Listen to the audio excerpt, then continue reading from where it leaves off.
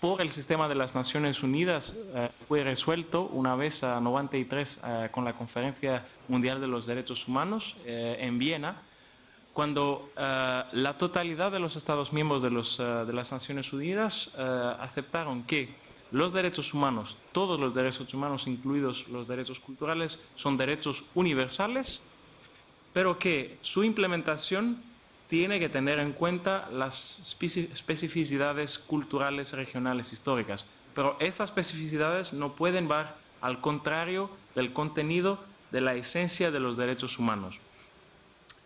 Una dificultad que encontramos con los derechos culturales es que por muchos años, después de la codificación en el Pacto Internacional de los Derechos Económicos, Sociales y Culturales, no ha sido un trabajo de clarificación de su contenido. En realidad es simplemente ahora que el Comité de las Naciones Unidas sobre los Derechos Económicos, Sociales y Culturales que empieza un trabajo de clarificación del contenido de los derechos culturales. Entonces realizamos que hay 60 años que pocas cosas son pasadas con este respecto. El problema es principalmente ligado a la dificultad del tema de la cultura, porque hasta ahora no existe una definición de la cultura que es aceptada por todo el mundo. Porque hay una definición o un entendimiento de la cultura de manera muy estricta, muy limitada, que se limita a la producción artística, o hay un entendimiento de la cultura más largo que implica no solamente las producciones artísticas, pero también el proceso mismo de la cultura, las lenguas, la religión, los costumbres intangibles, etcétera, etcétera. Ligado a esto es el entendimiento de lo que es derecho cultural. Una escuela, un approach podría ser que los derechos culturales son simplemente ellos por los cuales en su formulación existe el nombre, la palabra cultura, como es el derecho de participar a la vida cultural del Pacto Internacional, o son en realidad todos los derechos que tienen algo que ver con la cultura, como por ejemplo el derecho a la educación o el derecho de asociación o a la libertad de expresión. Y también derechos culturales, o reconocimos también que hay dimensiones culturales que existen en muchos otros derechos que no son principalmente de natura cultural, como por ejemplo, y creo que por los pueblos indígenas esto es muy fuerte, muy importante, en el derecho a la alimentación, el derecho a la salud, hay dimensiones culturales muy fuertes, o por ejemplo también por el derecho a la educación. Otra dificultad que tenemos con el respecto de la realización de los derechos culturales es que los derechos económicos, sociales y culturales generalmente se consideran como derechos programáticos y entonces que no contienen una obligación inmediata por los Estados miembros o los Estados partes del Pacto Internacional y de otras convenciones, y que entonces su contenido permite una larga flexibilidad a los Estados miembros con respecto a las medidas que pueden tomar para su realización. Un otro tema que es muy importante para los derechos culturales particularmente es la discusión sobre la naturaleza colectiva o individual de los derechos culturales. Principalmente los derechos humanos son derechos individuales, pero particularmente, específicamente con los derechos culturales, no se pueden entender, no se pueden meter en contexto sin la noción, el concepto del grupo, de la comunidad.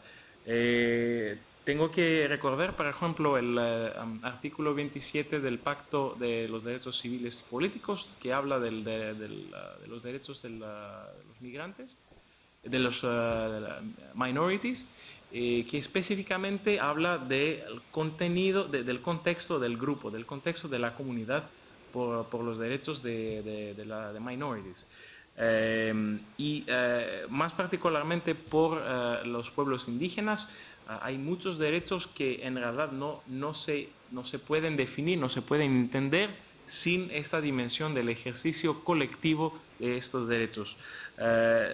Otro problema muy importante, o challenge se prefieren, con los derechos culturales son las limitaciones, donde se pone la frontera, donde se pone cómo podemos balanzar la implementación de los derechos culturales con otros derechos humanos. Y sobre esta cosa tengo que decir que, por ejemplo, no tenemos que mezclar las prácticas culturales con los derechos culturales. Son dos cosas muy diferentes, muy distintas. Pero la dificultad es que no existe un framework, un cuadro universal que se aplica a todos los casos para poder resolver problemas de contradicción, de conflictos. Lo que tenemos que hacer es que mirar cada situación separadamente, hacer una evaluación de los derechos que tenemos que proteger, de los derechos individuales que tenemos que proteger, y a cuál punto algunas prácticas culturales tienen que ser respetadas, tienen que ser protegidas y garantizadas. Creo que es evidente que hay una relación muy distinta, muy fuerte entre la implementación, la protección de la diversidad cultural y los derechos humanos generalmente y los derechos culturales. Pero lo que tenemos que tener en cuenta es que los derechos humanos ofrecen un cuadro con el cual la diversidad se puede proteger, no solamente la diversidad entre las culturas, por lo que es muy importante la diversidad al interior, within cultures, como decimos en inglés. Creo que de manera muy breve he mencionado algunos temas que son muy importantes por la implementación de los derechos culturales. Lo que tengo que subrayar es que en este momento en el cuadro de las Naciones Unidas hay un reconocimiento de la importancia de los derechos culturales y que los derechos culturales también con la diversidad cultural entraron en la agenda internacional ya hace 7, 8 años con los esfuerzos, los iniciativos de la UNESCO. Y en este momento también con el foro de las culturas que se organiza ahora en México y que se organizó en Barcelona, hay un esfuerzo, una movilización internacional que va a la dirección del reconocimiento y de la promoción de los derechos culturales y de la diversidad cultural.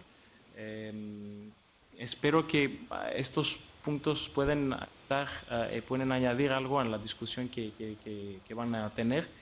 Y tengo que agradecer una vez más por la invitación y la posibilidad que me han dado de agradecervos esta tarde. Muchas gracias. Muchas gracias, Constantinos. Por favor, te puedes quedar un tiempito más, ¿no? Que así dialogamos sobre lo que nos has contado.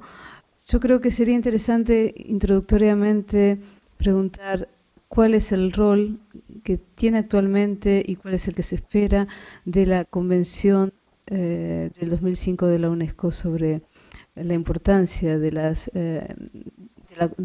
expresiones culturales y también las otras declaraciones que son relativas al tema de la diversidad.